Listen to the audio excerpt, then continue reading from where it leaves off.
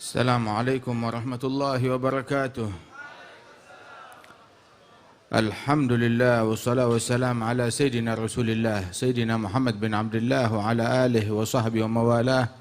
Kita bersyukur kepada Allah subhanahu wa ta'ala di mana pada pagi hari menjelang siang ini bersama-sama kita berkumpul di Pondok Pesantren Anwar Taufik memperingati Maulid Nabi besar Muhammad sallallahu alaihi wa alihi wasallam dan juga haul Al-Habib Abi Bakar bin Ahmad Ba'agil. Mudah-mudahan Allah mengangkat derajat beliau dan Allah subhanahu wa ta'ala memberikan keberkahan kepada segenap keluarga besar beliau. Amin ya rabbal alamin. Nikmat dari Allah Ta'ala hadirkan kita di pintunya Allah, di majlis yang disebut, di dalam majlis ini yang kita sebut Allah, yang kita sebut Rasulullah, yang kita sebut para awliya wa salihin, dari sahabat, dari keluarga, dari pewarisnya Nabi besar Muhammad sallallahu alaihi wa alihi wasallam.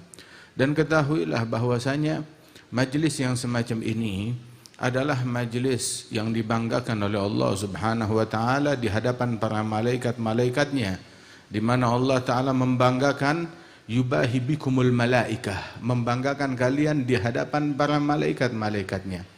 Rasulullah sallallahu alaihi wasallam pernah di suatu hari keluar tergesa-gesa dari rumahnya masuk ke masjid. Nabi rumahnya nyambung dengan masjid langsung. Begitu sampai masuk masjid langsung menuju ke bagian belakang masjid. Ahlus suffah sedang duduk di sana. Maka Nabi bertanya kepada mereka, "Ma jalasakum?" Apa yang membuat kalian duduk di sini? Maka mereka menjawab, "Najlis nadhkurullah." Kita duduk sini berzikir kepada Allah Ta'ala, mengingat apa yang Allah Ta'ala anugerahkan kepada kita dari nikmat dan diutusnya Nabi Muhammad SAW. Hingga Nabi bertanya, "Allahi ma ajlasakum ila dhalik." Bersumpah demi Allah, kalian tidak duduk melainkan hanya untuk itu. Dia bilang, kami enggak duduk melainkan hanya untuk itu. Sampai Nabi menyumpah mereka 3 kali. Demi Allah, kalian tidak duduk melainkan hanya untuk itu. Dia bilang, untuk itu. Terus Nabi berkata, "Ama ini astahlifukum laisa tuhma alaikum." Aku meminta kalian bersumpah bukan karena aku menuduh kalian ataupun tidak percaya. Tapi barusan di dalam atani Jibril, datang padaku malaikat Jibril dan mengabarkan innallaha yubahi bikumul malaikah. Allah membanggakan kalian di hadapan para malaikat-malaikatnya. Alhamdulillah, majlis yang dibanggakan di dalamnya oleh Allah di hadapan para malaikat-malaikatnya. Majlis yang disebutkan di dalam hadis bahwasanya nazalat alaihimus sakinah wa ghasyiyatuhum rahmah wa hafathumul malaikah wa dzakarahumullahu fi man indah. Majlis yang di dalamnya turun sakinah dari Allah subhanahu wa ta'ala, kedamaian, ketentraman. Majlis yang turun kedamaian, majlis yang diridhoi oleh Allah, turun di dalamnya kedamaian dan menyebar. Ciri dari majlis yang di dalamnya turun sakinah dari Allah, kedamaian, maka menyebar dari majlis tersebut membawa kedamaian di tengah-tengah masyarakat. Tidak membuat resah, tidak membuat pecah, tidak membuat permusuhan. Nazalat alaihimus sakinah, menenangkan hati yang hadir, menenangkan batin yang hadir, yang berkecamuk jadi tenang hatinya di dalam majelis yang semacam ini. Ghasyiyatuhum rahmah, diliput oleh rahmat Allah subhanahu wa ta'ala. Majelis yang turun di dalamnya rahmat, dipenuhi dengan rahmat Allah Ta'ala, maka rahmat yang ada di majelis merasuk sampai ke dalam hati. Dan kalau sudah ada di dalam hati, keluar dari majelis, itu rahmat menyebar di masyarakat dan lingkungan, menjadi hamba yang membawa rahmat kepada sesama. Hingga mereka itulah ar-rahimun yarhamuhum ar-rahman tabaraka wa ta'ala. Lulusan dari majlis yang semacam ini menjadi para penyayang yang dirahmati oleh Rahman tabaraka wa ta'ala. Irhamu man fil ardi, sayangi siapapun yang ada di muka bumi. Siapapun yang ada di muka bumi, sayangi mereka. Yarhamukum man fis sama, Allah yang kerajaannya di langit, yang kekuasaannya di langit dan bumi, akan sayang kepada kalian. Subhanallah. Man la yarham la yurham. Yang tidak punya kasih sayang tidak disayang oleh Allah subhanahu wa ta'ala. Wan nabi rahmah. Nabi Muhammad, nabi pembawa rahmat dan kasih sayang. Yang difirmankan oleh Allah ta'ala, wa ma arsalnaka illa rahmah. Rahmatan lil alamin. Tidak kami utus engkau melainkan rahmat, kasih sayang bagi alam semesta. Dan enggak disebut bahwasanya rahmati muslimin saja yang ada di bumi. Tidak. Tetapi irhamu man fil ardi. Sayangi siapapun yang ada di muka bumi. Siapapun yang ada di muka bumi, sayangi mereka. Dan bentuk sayangnya kita kepada orang-orang yang ada di muka bumi, apabila orang tersebut yang bodoh, sayangnya kita kepada mereka, kita ajarkan. Yang jauh, kita dekatkan kepada Allah Ta'ala. Yang terputus, kita hubungkan kepada Allah Subhanahu Wa Ta'ala. Yang maksiat, kita bimbing hingga dia taat dan balik kepada Allah Subhanahu Wa Ta'ala bil hikmah wal mau'izatil hasanah. Hakadha yang diajarkan oleh Rasul sallallahu alaihi wasallam. Hingga waktu ada satu orang dari umatnya Nabi Muhammad, dia minum minuman keras, kemudian ditangkap dan dihukum oleh Rasulullah. Sekali, dua kali, tiga kali, berulang terus apa yang dia lakukan. Hingga akhirnya satu orang sahabat, satu orang berkata, mencaci orang itu dan berkata, ini orang ini berkali-kali dihukum oleh Nabi Muhammad, tapi tetap dia mengulangi dosanya hingga dia melaknat orang itu. Saat Nabi mendengar orang ini melaknat si peminum minuman keras, Nabi menegur. Menegur siapa yang ditegur? Yang minum? Bukan. Yang minum udah dihukum. Tapi yang menegur itu, yang ditegur oleh Nabi Muhammad adalah yang mencaci, yang melaknat. Nabi berkata kepada orang tersebut, la takun aunan lisyaitan ala akhik. Jangan kamu menjadi pembelanya syaitan. Bagaimana membela syaitan? Dengan membuat saudaramu makin jauh kepada Allah Ta'ala. Kalau memang dia jauh dari Allah Ta'ala, yang kita bela bukan syaitan. Tujuannya syaitan adalah membuat itu orang makin jauh dari Allah. Kalau kita lakukan itu berarti kita ngebantuin syaitan, membuat itu orang makin jauh dari Allah Ta'ala. Tapi jadilah kita pembelanya Nabi Muhammad, bantuin Nabi Muhammad membuat itu orang yang tadinya jauh jadi dekat kepada Rasulullah sallallahu alaihi wasallam.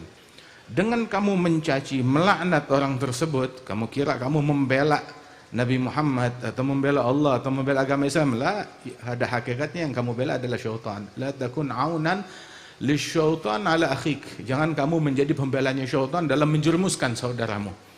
Namun Rasul berpesan kepada para sahabat, kepada Sayyidina Mu'adz, kepada Sayyidina Ali bin Abi Thalib. Itu berpesan kepada mereka, la ayyahdiyallahu bika rajulan wahidan khairun laka min humrin na'am. Sungguh engkau bimbing satu orang balik ke jalan hidayat, kembali kepada Allah Ta'ala, maka itu lebih baik daripada engkau bawakan untukku harta atau dapat rampasan perang atau dapat dunia seisinya.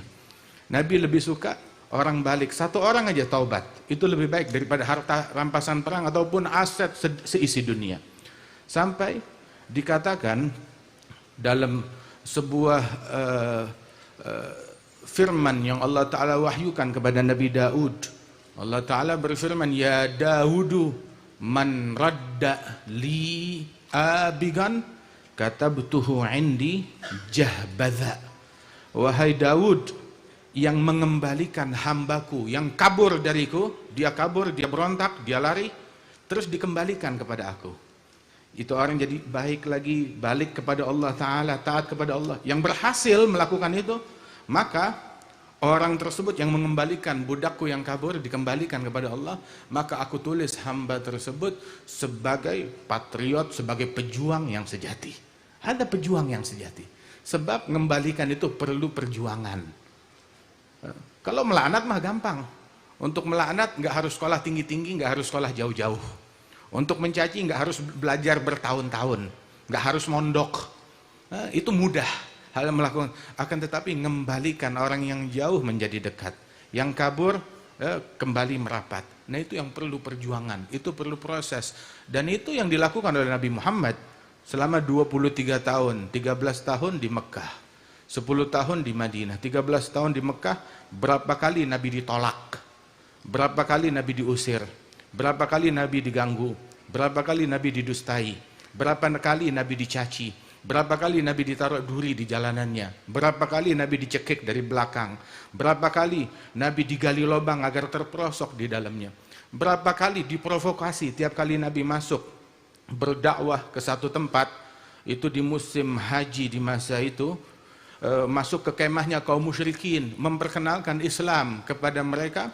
Nabi keluar, datang provokator, datang Abu Lahab, masuk ke kemah tersebut, bilang itu ponakan saya pamannya dia, ini orang disebut dicaci maki dengan sebutan gila, terganggu dan lain sebagainya. Dan itu bukan sekali, bukan dua kali, berkali-kali. Tiap kali masuk tempat datang Abu Lahab untuk bahasa kita ngegembosi atau apalah, ya, ingin mengganggu dakwanya Rasul Shallallahu Alaihi Wasallam. Berapa banyak syair yang dibuat untuk mencaci Nabi Muhammad, berapa banyak. Tapi subhanallah, itu syair nggak nyampe ke kita, nggak nyampe ke kita. Dan juga para sahabat tidak berpikir untuk ayo kita catat syair tersebut untuk bahan sejarah atau menukil syair tersebut. Ya Rasulullah, ada orang bawakan syair mencaci engkau, dibawakan ke hadapan Nabi Muhammad. Enggak, sahabat enggak terpikir begitu. Mereka terpikir amitu al-fitnah bil-i'radi anha. Padamkan itu fitnah dengan berpaling darinya. Enggak dihafalkan, enggak dicatat, enggak ditulis. Hingga yang tersisa, yang dikenal, pujian kepada Nabi Muhammad. Cacian enggak disebut, padam begitu saja. Enggak dikenang sama sekali. Yang dikenang Rasulullah Shallallahu Alaihi Wasallam dan pujian dan syair dan kemuliaan Nabi besar Muhammad Shallallahu Alaihi Wasallam. Dan Rasulullah Shallallahu Alaihi Wasallam dakwah 13 tahun dengan segala problem yang beliau hadapi. Kalau Nabi Muhammad datang cuma untuk melihat mana yang beriman, mana yang nggak mau beriman, disensus, didata, ya sudah. Yang beriman ya Allah selamatkan, yang nggak beriman ya Allah binasakan. Itu nggak perlu 13 tahun. 2 hari cukup, sebulan cukup untuk mensensus itu semua. Akan tetapi Nabi Muhammad bersabar. Gak mau beriman sekarang, ditunggu besok. Gak mau besok, ditunggu lusa. Gak mau lusa, ditunggu minggu depan, bulan depan, tahun depan. Ditunggu oleh Rasulullah Sallallahu Alaihi Wasallam. Hingga itu orang beriman dan kembali kepada Allah Ta'ala. Karenanya itu beliau uswatul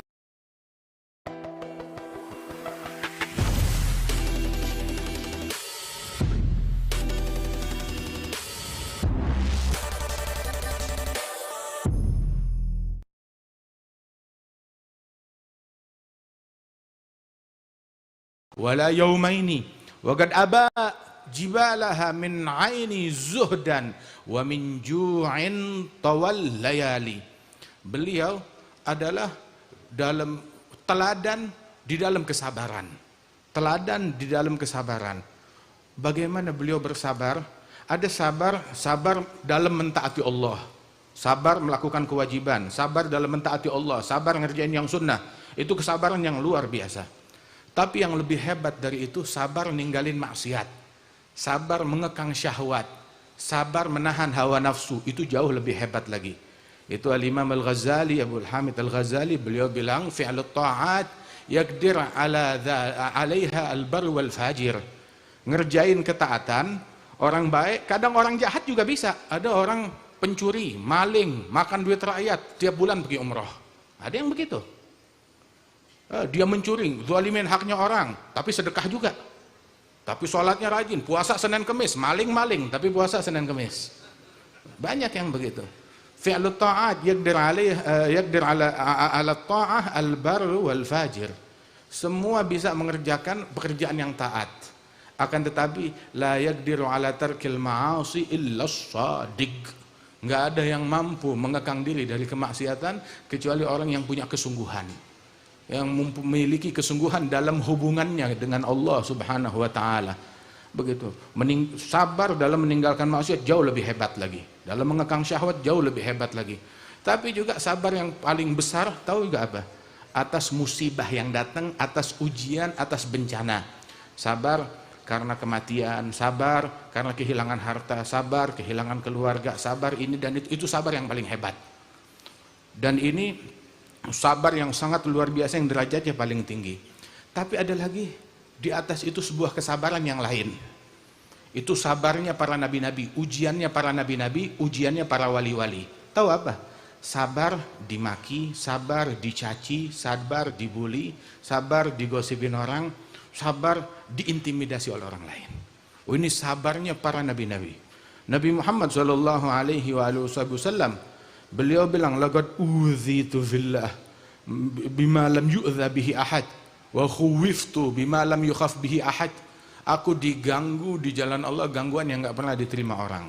Diteror di jalan Allah dengan teror yang enggak pernah diterima oleh siapapun juga. Dan beliau orang yang paling bersabar.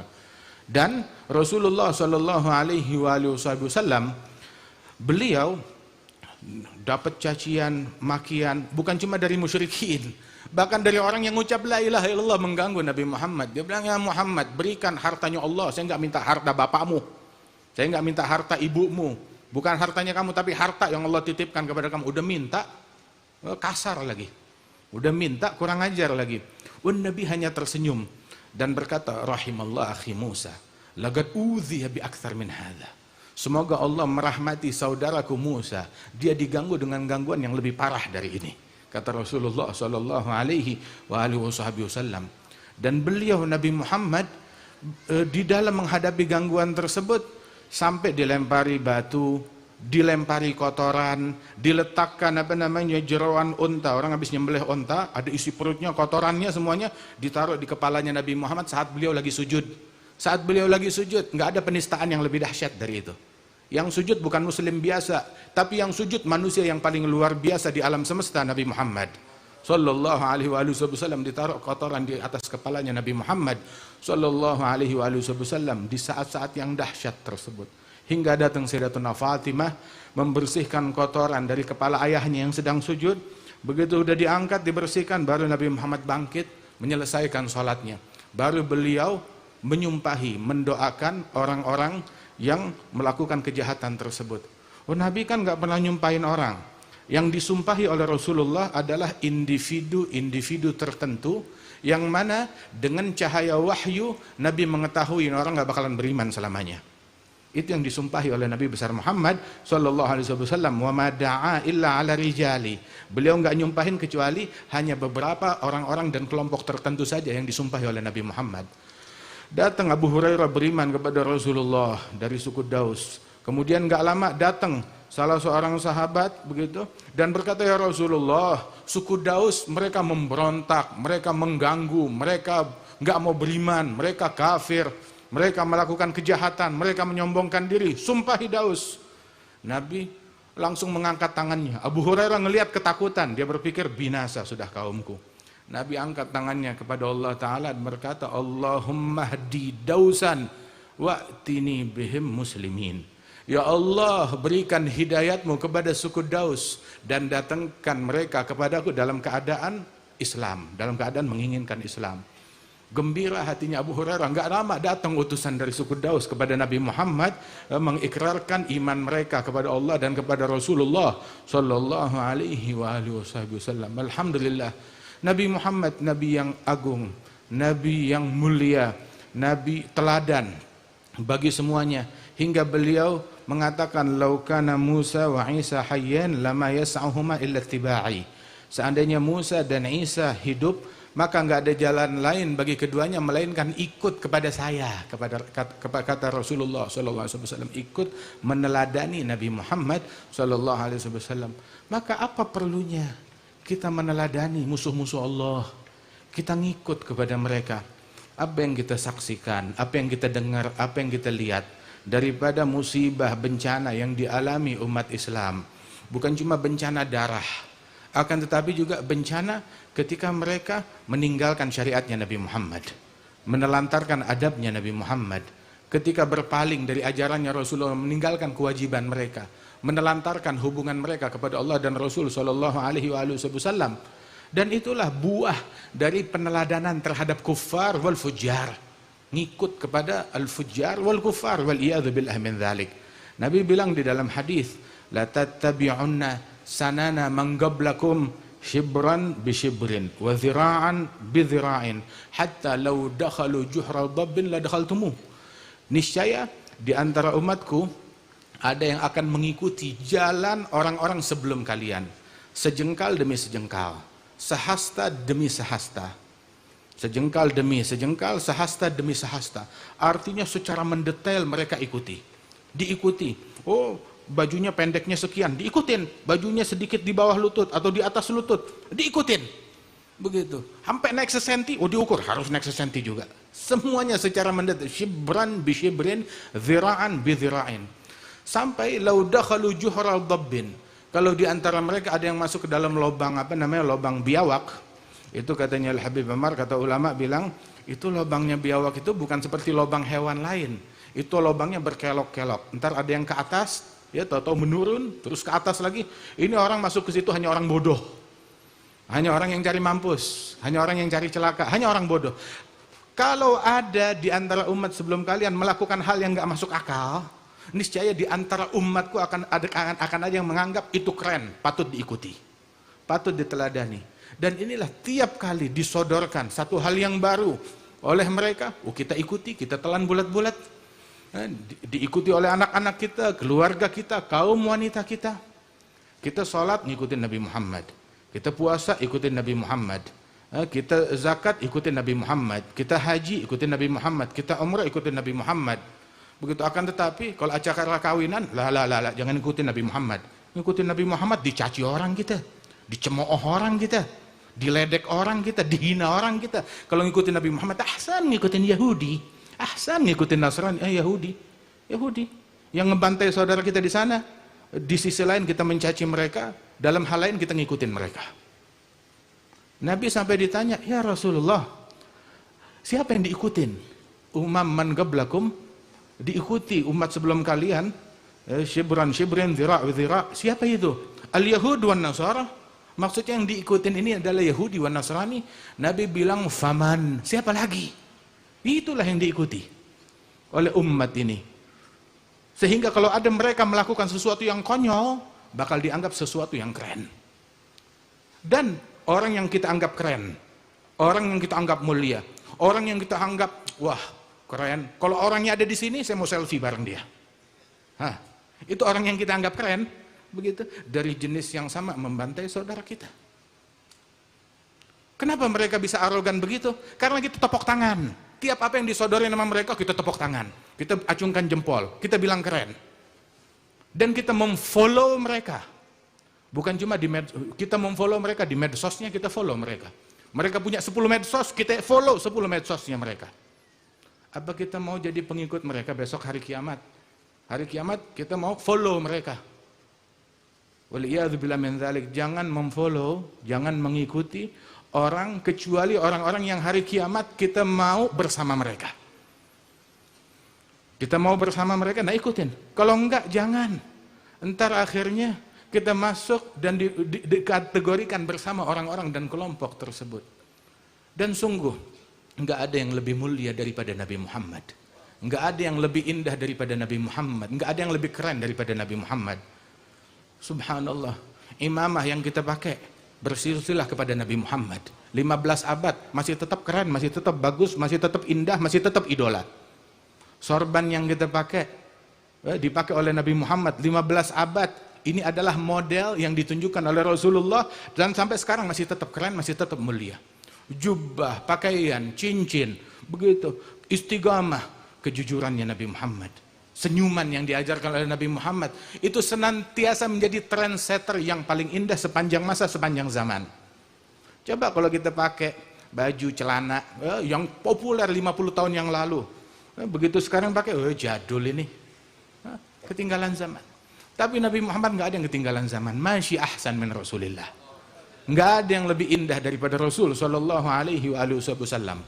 Dalam sikapnya, dalam perbuatannya, dalam tutur katanya, dalam fisiknya beliau. Nih ucapan Sayyidina Hasan bin Thabit yang bilang, wa ajmalu minka lam taraghattu aini wa ahsanu minka lam talidin nisa'u khuliqta mubara'an min kulli aibin ka'annaka qad khuliqta kama tasya'u. Yang lebih indah dari engkau enggak pernah dilihat mata, yang lebih tampan, yang lebih cantik, yang lebih indah dari Rasulullah enggak pernah dilahirkan oleh ibu manapun juga. Engkau dilahirkan tanpa cacat, tanpa celah.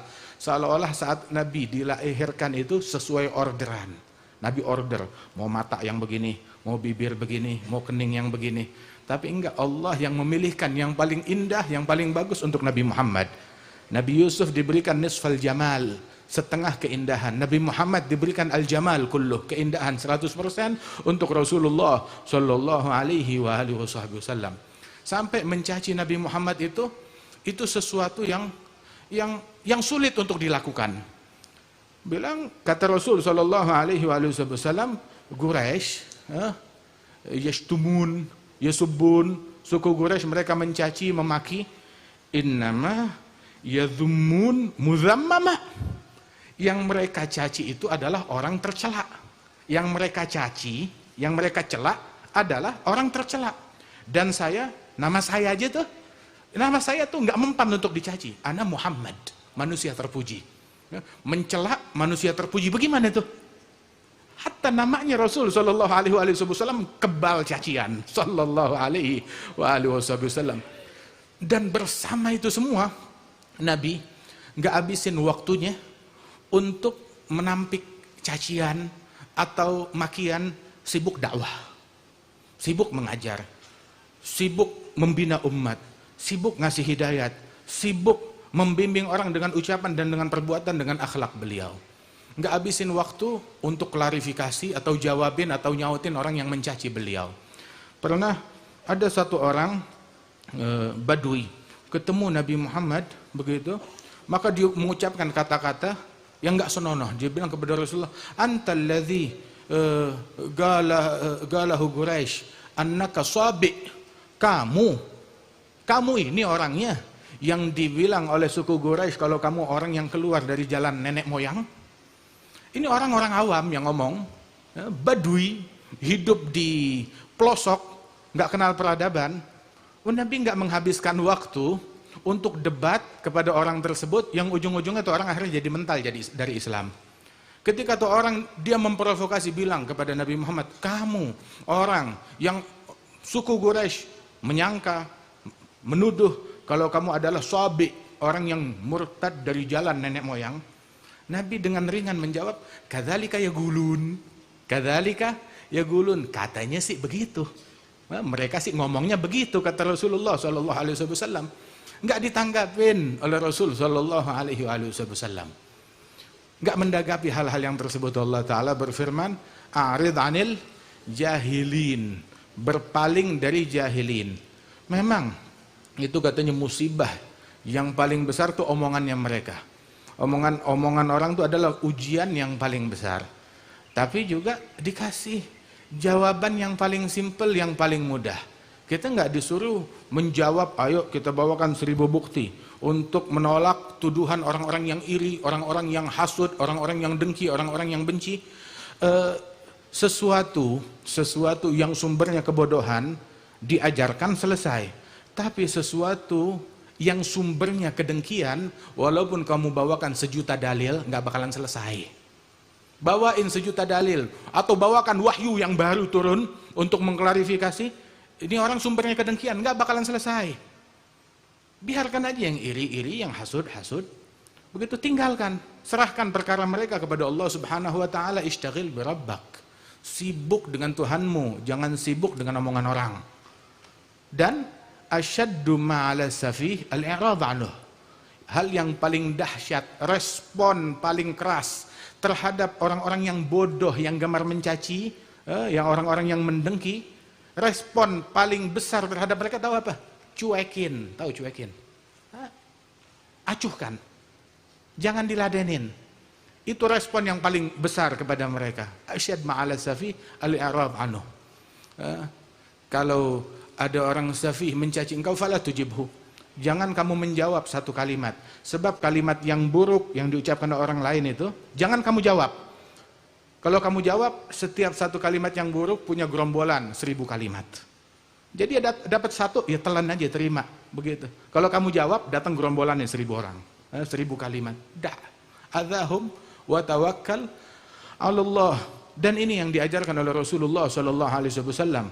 Tanpa beliau meninggalkan dakwah ilallah, tanpa meninggalkan husnul bayan, memberikan penjelasan kepada umat.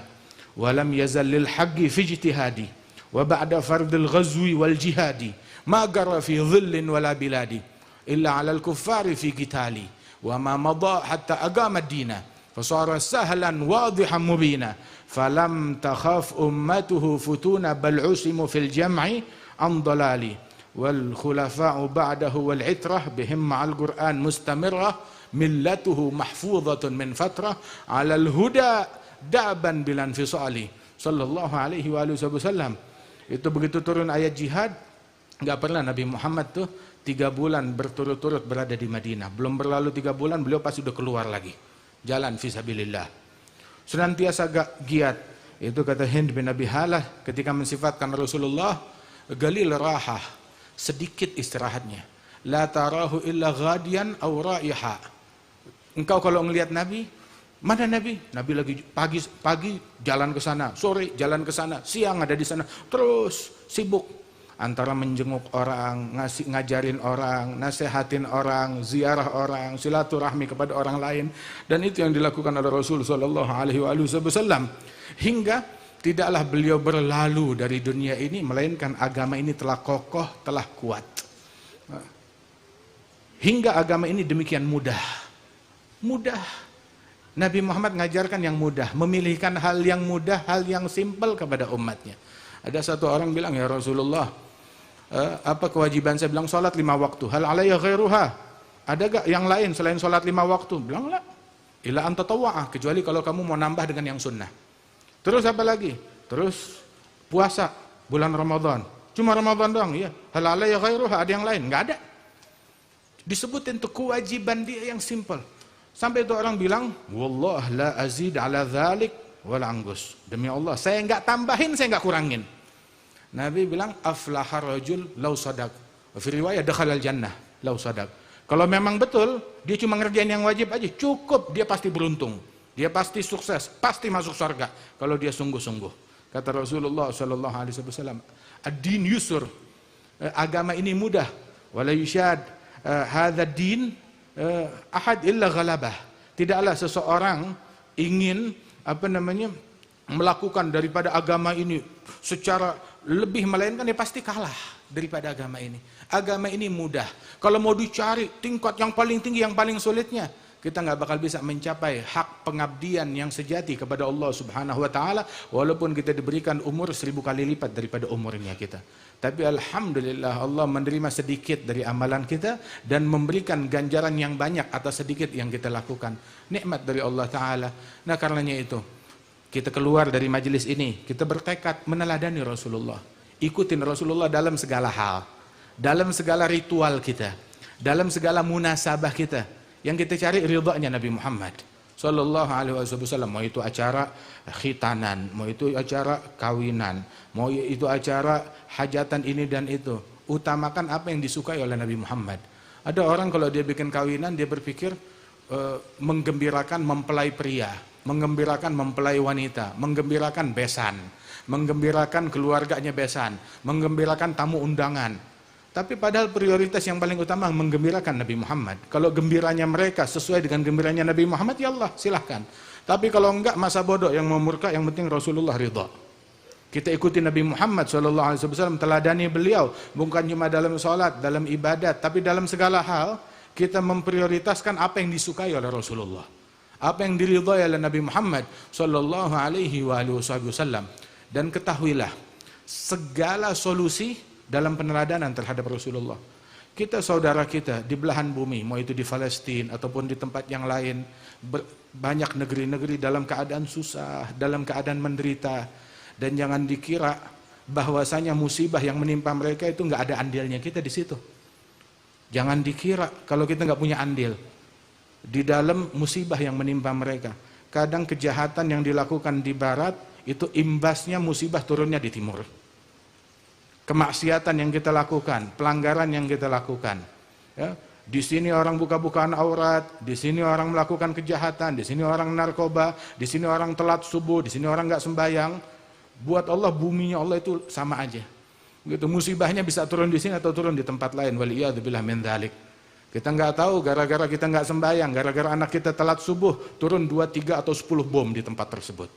Gara-gara kejahatan yang kita lakukan.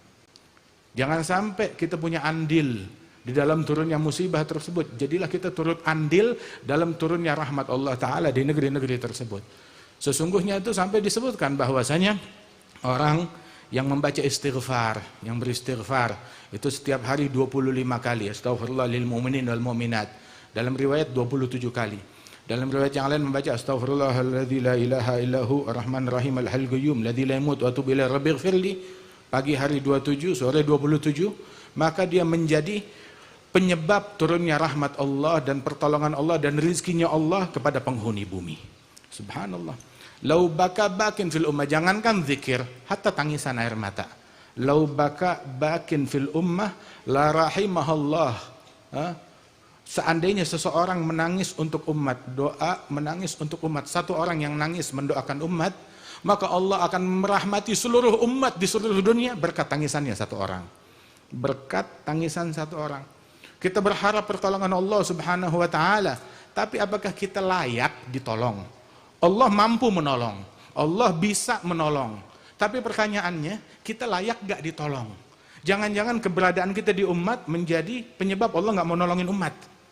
Jangan sampai itu yang terjadi. Ada sebagian aulia wa salihin mengatakan, ya Rabb, ya kalau saya menjadi penyebab turunnya musibah kepada umat ini, ambil saya aja deh, matiin saya deh, saya nggak mau jadi penyebab turunnya musibah kepada umat ini. Ba'dhum kalau ngelihat awan gelap gulita, hujan belum turun, maka dia menangis, dia gelisah, begitu sambil berkata, Allahumma la tubli, Allahumma la tubli, ya Allah jangan timpakan bala, jangan timpakan musibah gara-gara dosanya saya. Sampai turun hujan air, alhamdulillah yang turun air bukan batu. Takutnya turunnya batu gara-gara dosanya saya. Hadza wasful awliya wassalihin. Demikianlah sifat mereka radhiyallahu anhum wa ardhahum, individu yang semacam ini penyebab turunnya rahmat Allah Subhanahu wa taala. Nabi Musa pernah kaumnya itu Bani Israel dilanda musim kemarau yang panjang sampai mereka memakan bangkai. Yang mereka makan bangkai. Akhirnya Nabi Musa doa minta kepada Allah Ta'ala, kumpulkan masa, minta hujan kepada Allah Ta'ala, tapi belum dikabulkan. Sekali, dua kali, tiga kali, sampai Nabi Musa kalimullah berkata kepada Allah, ya Rabb, apa kesalahan kami? Sampai kami berkali-kali berdoa, minta diberikan solusi, minta ditolong, diturunkan hujan, nggak turun-turun, apa penyebabnya? Maka Allah Ta'ala mewahyukan kepada Nabi Musa, ya Musa, bagaimana mau saya tolong, mau saya turunkan hujan? Wa fikum, di antara kalian ada satu orang, namam, satu orang yang tukang namimah. Tahu namam? Yanggul kalam al-ghair, bigos dan iftitan. Bawa omongan satu kelompok kepada kelompok lain untuk mengadu domba mereka, saling berselisih. Namimah, ada sahib namimah di antara umat ini. Ada satu orang di kaummu yang tukang namimah, bagaimana saya mau tolong? Kata Allah Ta'ala. Maka Nabi Musa bilang, sebutin siapa orangnya, biar saya usir, saya keluarkan dari Bani Israel. Dia bilang, saya melarang namimah, terus saya mau melakukan namimah, saya mau ngadukan tuh orang kepada engkau. Idzan madza asna? Kalau begitu apa yang saya lakukan? Maka Nabi Musa berpikir, ya sudah, dikumpulkan Bani Israel, dijelaskan, ini musibah yang datang menimpa kita dari Allah Ta'ala. Dan Allah nggak nolongin kita gara-gara ada satu orang di antara kita tukang namimah, provokator, tukang adu domba. Bawa omongan untuk orang berpecah belah, kelompok berpecah belah, dua individu berpecah belah.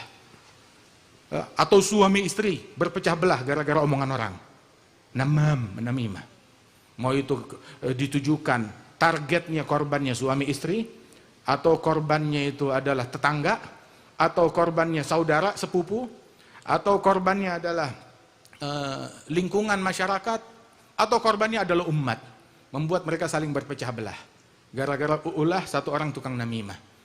Itu rahmat nggak turun gara-gara ini orang, pertolongan Allah terhambat, terkendala gara-gara orang ini. Terus satu orang bisa mencegah itu semuanya. Bagaimana kalau dua orang tukang namimah? Bagaimana kalau tiga orang? Bagaimana kalau empat orang? Makanya para penjahat kemanusiaan tersebut, para penjahat kemanusiaan, baik yang ada di Palestina, mereka penjahat kemanusiaan, ataupun di belahan bumi yang lain. Tidak ada agama manapun yang merestui perbuatan mereka. Penjahat kemanusiaan yang mengklaim mereka adalah bapak hak asasi manusia, penipu.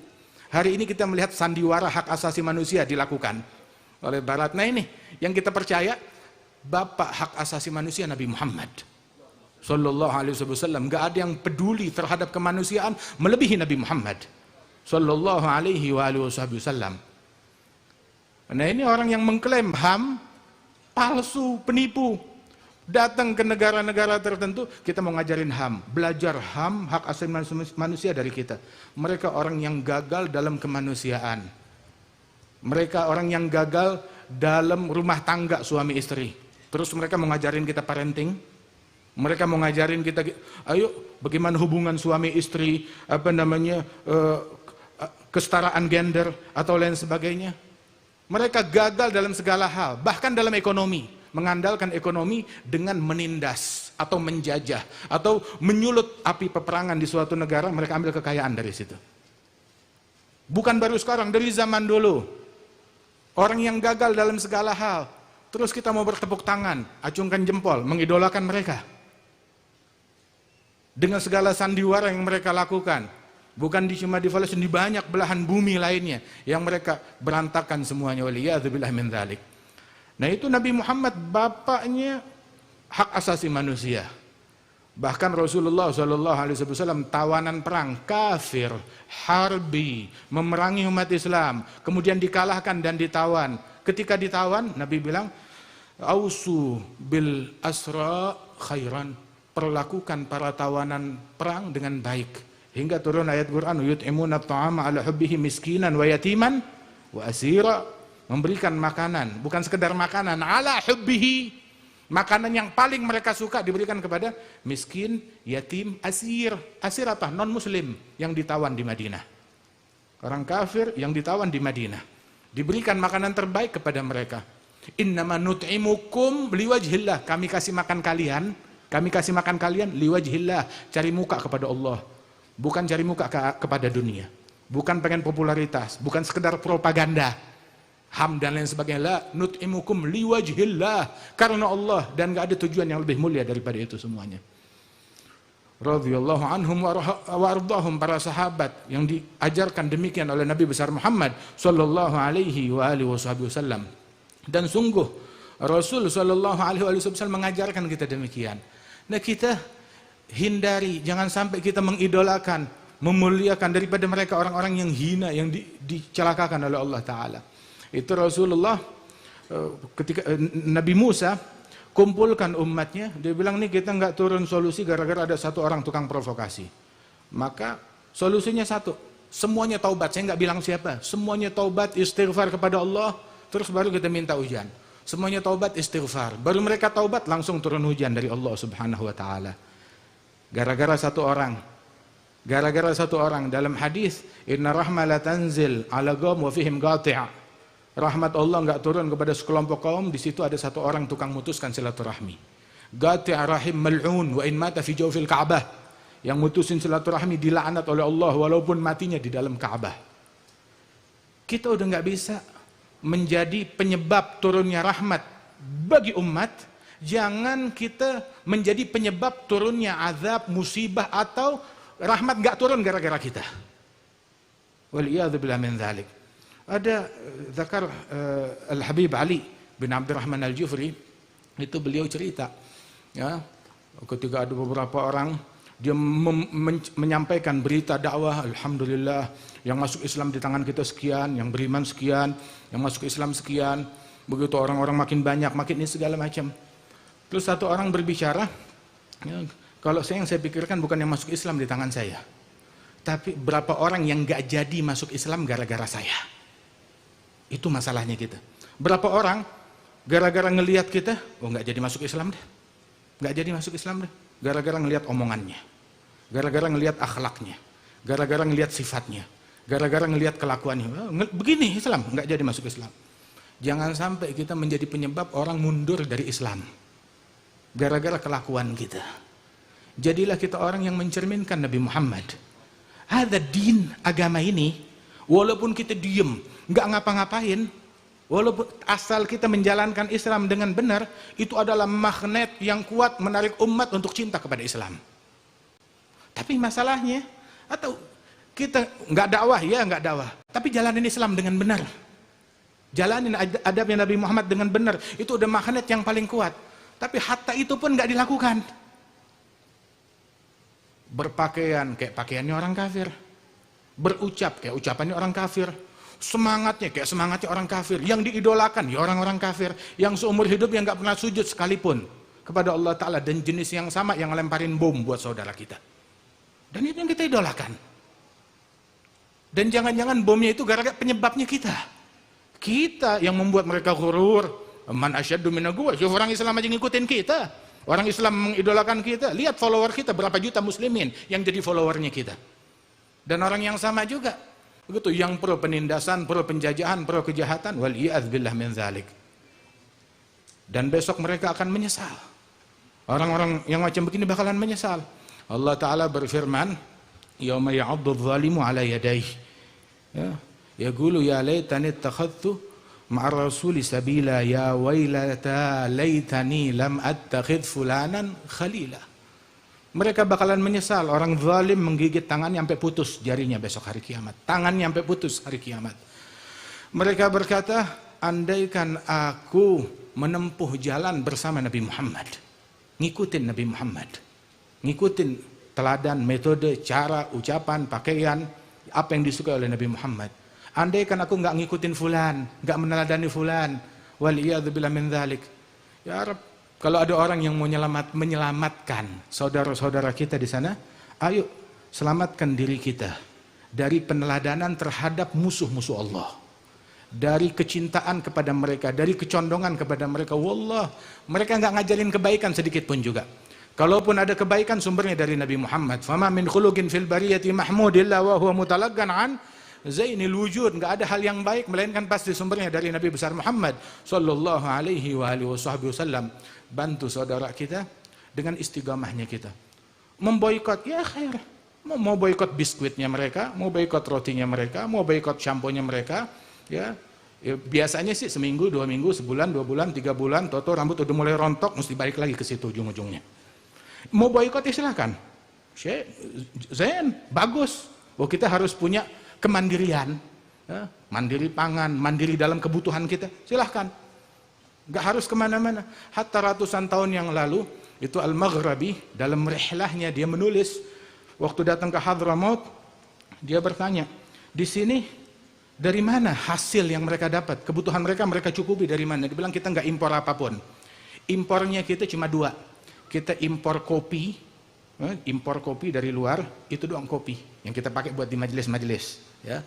Sama impor jarum untuk membuat pakaian. Kita belum bisa bikin jarum. Sama satu lagi impornya kita tahu apa? Ithmid, celak mata. Untuk sunnahnya Nabi Muhammad Sallallahu Alaihi Wasallam. Itu doang. Lainnya kita cukupi keperluan dari negeri kita sendiri. Kemandirian pangan, kemandirian kebutuhan pokok, silahkan. Syekh yang bagus, sesuatu yang indah, sesuatu yang dianjurkan. Bismillah.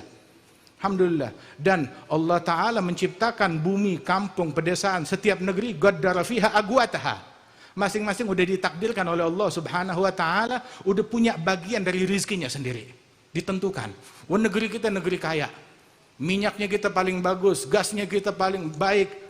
Begitu hasil pangannya kita luar biasa. Kita punya beras, kita punya emas, kita punya perak, kita punya batu bara, kita punya gas, punya minyak, punya segala-galanya. Masya Allah, nikmat dari Allah Subhanahu wa Ta'ala. Kalau kita mau memboikot ya silakan, boleh-boleh aja. Tapi yang lebih penting 1000 kali lebih penting dari itu semua, boikot perangai orang-orang kafir, boikot modenya mereka, fashionnya mereka, boikot ucapannya mereka, boikot cara mereka berpikir, yang mereka berupaya meracuni cara berpikir tersebut kepada anak-anak dan keluarga kita. Boikot itu semuanya. Kita boikot mereka, ujung-ujungnya anak gadis kita pakaian rok pendek lagi, ketemu sama yang bukan muhrimnya lagi, chat sama laki-laki yang bukan muhrimnya. Kalau dulu anak nggak usah keluar dari rumah, udah selesai, selamat. Sekarang walaupun nggak keluar dari rumah, serigalanya ada di kantong mereka, ada di handphone mereka. Gara-gara dari situ perselingkuhan terjadi, pelacuran terjadi, transaksi narkoba terjadi, perzinaan terjadi, buka-bukaan aurat terjadi. Waliyadzubillah min dzalik. Kalau kita sadar dari ini semuanya, maka Allah Ta'ala bakal selamatkan kita. Sebab penjajahan terhadap tanah muslimin tidak terjadi, melainkan setelah sebelumnya mereka berhasil menjajah jiwanya kita, menjajah akhlaknya kita, menjajah bumi sanubari kita, yang harusnya itu sanubari tempatnya Allah, tempatnya iman, tempatnya Rasul Sallallahu Alaihi Wasallam. Begitu dijajah, ditempati oleh mereka, sehingga mahabbatul kuffar yang bercokol di dalam hati kita.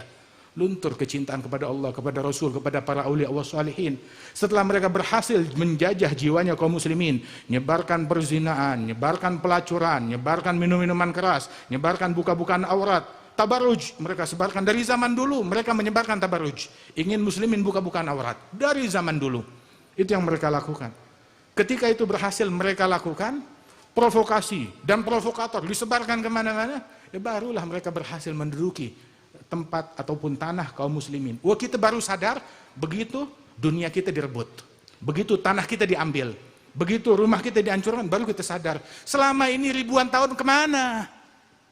Kemana? Hati kita dijajah, akhlak kita dijajah, moral kita dijajah, kemana kita selama ini? Baru ketika dunia kita diganggu, baru kita sadar, baru kita berasa. Ya Allah, mudah-mudahan Allah Ta'ala menyadarkan umat insya Allah. Dan Allah Ta'ala jadikan insya Allah pondok pesantren ini menjadi tempat menyebarnya rahmat, menyebarnya kedamaian, menyebarnya kecerdasan, menyebarnya intelektual yang islami di tengah-tengah umat dan masyarakat. Dan Allah Subhanahu wa Ta'ala insya Allah memberikan berkah. Alhamdulillah kita hadir waktu itu bersama Al-Habib Umar bin Muhammad bin Salim bin Hafidh peresmian pondok pesantren. Berapa tahun yang lalu itu? Tahun 2004. Masya Allah, sekarang sudah hampir 20 tahun. Alhamdulillah, berdiri lagi 5 lantai. Masya Allah, berkah. Alhamdulillah. Habbah idha barakal maula ilagil hubub. Satu butir kalau diberkahi oleh Allah Ta'ala, Masya Allah nih. Jadi berapa lantai ini sekarang? 5 lantai. Insya Allah lebih lagi apa yang dilakukan.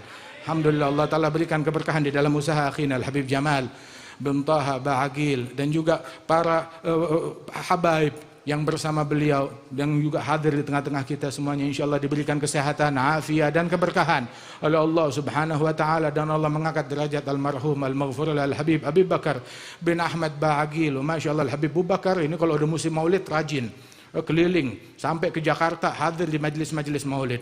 Ayyam al-Jad al-Habib Ali bin Abdul Rahman, ayyam al-Jad al-Habib Muhammad bin Ali, wal-Jad al-Habib Salim, ayyam al-Walid. Masya Allah, rajin hadir kemana-mana, di Kuitang, di Bogor, di mana-mana tempat. Radhiyallahu anhu wa ardhah. Alhamdulillah. Dan senantiasa ini apa yang dilakukan di sini adalah hal yang paling menggembirakan beliau. Hal yang paling menggembirakan beliau. Mudah-mudahan Allah Ta'ala angkat derajat beliau dan Allah Ta'ala gembirakan beliau di dalam barzakhnya dengan apa yang dilakukan oleh para keturunan beliau. Dan Allah berikan keberkahan kepada segenap keluarga besar Al-Habib Abi Bakar bin Ahmad Ba'agil. Diberikan keberkahan kepada mereka, kesehatan, afiat, panjang umur. Dan Allah Ta'ala senantiasa jadikan mereka semua dan kita semuanya sebagai lentera-lentera umat yang menjadi penyebab turunnya rahmat Allah bagi umat ini. Datangnya pertolongan Allah dari umat ini. Berkat majelis ini Allah Ta'ala angkat bala. Berkat majelis ini Allah Ta'ala angkat musibah. Berkat majelis ini Allah Ta'ala angkat kezaliman dari seluruh umat Islam di seluruh penjuru dunia.